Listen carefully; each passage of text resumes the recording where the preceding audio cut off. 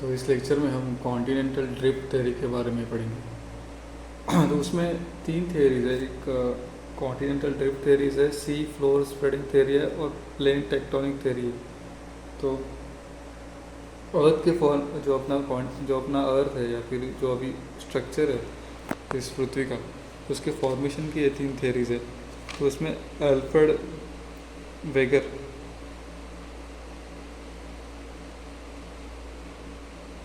Wegener इसने जो first theory बताया था उसके हिसाब से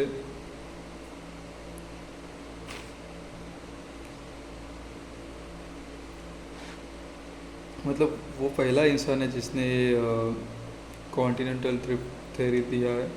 और उसका मेन ऑब्जर्वेशन ये थे कि देखो पहले जो था ना ये जैसे अभी जो साइज़ है वो जैसे कुछ भी साइज़ हो तो वो एक दूसरे को फिक्स हो रहे हैं, वो एक दूसरे में फिक्स होने वाले साइजेस हैं। समझ रहे हो ना? ये जिगजॉ फिट मतलब क्या होता है कि एक दूसरे में फिट होने वाले हैं जो अभी के अपने कॉन्टिनेंट्स है वो। सो इससे ये समझता है कि पहले वो एक ही थे। और दूसरा जो है similarity of the age of rocks, अगर हम इधर के रॉक्स और इधर के रॉक्स को कंपेयर करें तो उनका जो एज है वो सेम है। और फॉसिल्स जो मिलते हैं यहाँ पे और यहाँ पे वो दोनों भी सेम है। सो इससे ये समझता है कि यार दोनों पहले एक ही थे, एक ही पार्ट थे, एक कॉम्पैक्ट स्ट्रक्चर थे। बाद में क्लाइमेटिक एविडेंस, ग्लेशियल एविडेंस भी उसने कलेक्ट किए तो वो भी सेम है। अभी देखो कॉन्टिनेंटल ड्रिफ्ट थ्योरी, तो उसमें सुपर कॉन्टिनेंट था पैंगिया,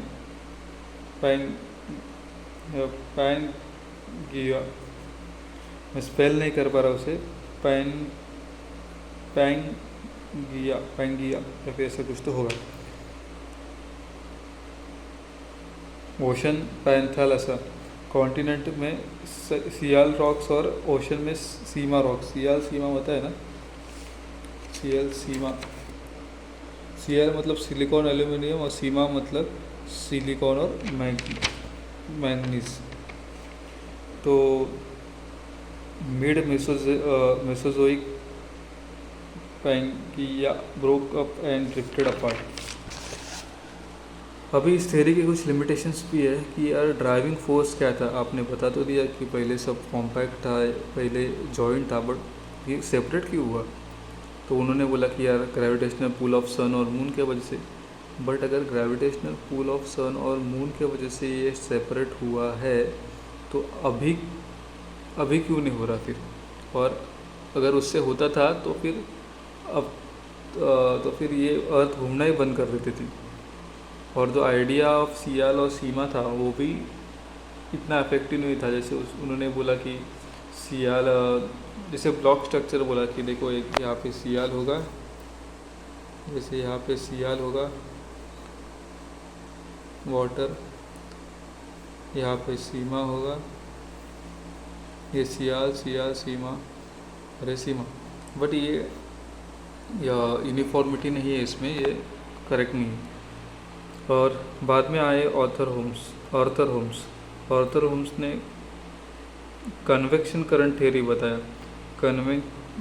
convection cells force behind drifting of continents. मतलब समझो कि अगर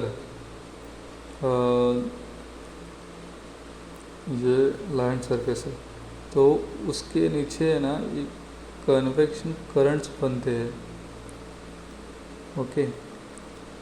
और इन कन्वेक्शन करंट के वजह से ये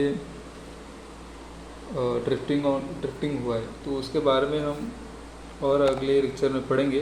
बट ये जो थेरीज है आर्थर होम्स साहब का और ये अल्फ्रेड वेगनर का, ये 2 थेरीज इम्पोर्टेंट है।